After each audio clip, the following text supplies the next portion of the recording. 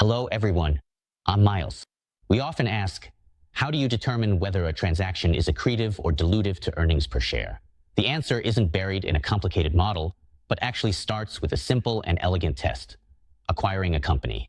Most times, you won't acquire a company using 100% stock. You'll pay with a mix of cash, debt, or stock, each with its own after-tax cost.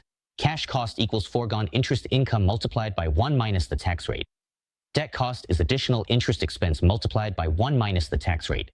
And stock cost is 1 divided by the acquirer's price-to-earnings ratio. Weight these costs by payment mix to get the weighted acquisition cost, and compare it to the seller's yield, which is 1 divided by their price-to-earnings ratio. If the acquirer's weighted cost is lower than the seller's yield, the merger will be accretive to EPS. If it's higher than the seller's yield, it will be dilutive. Of course, this test does not take into account any synergies. No strategic stories, no hypothetical fantasies, cold math of finance.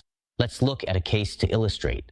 Company X has a P/E ratio of 15, debt interest 6%, cash interest 2%, and tax rate 20%. It wants to acquire company Y at a P/E ratio of 25, payment mix 50% stock, 30% debt, and 20% cash.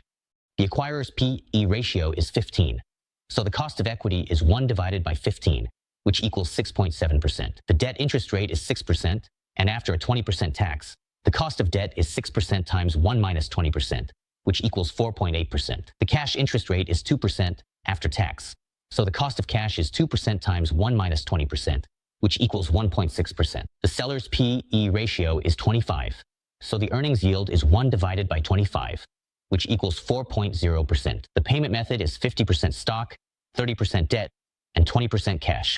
So the weighted cost is 50% times 6.7%, plus 30% times 4.8%, plus 20% times 1.6%, which equals 5.1%. Comparing the two, the buyer's weighted cost is 5.1%, while the deal seller earnings yield is 4.0%.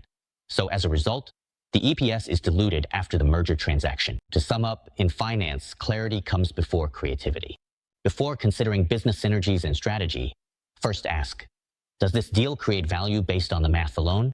Once you master this discipline, every deal is no longer just about the numbers, but becomes a repeated exercise in judgment. This is true financial wisdom.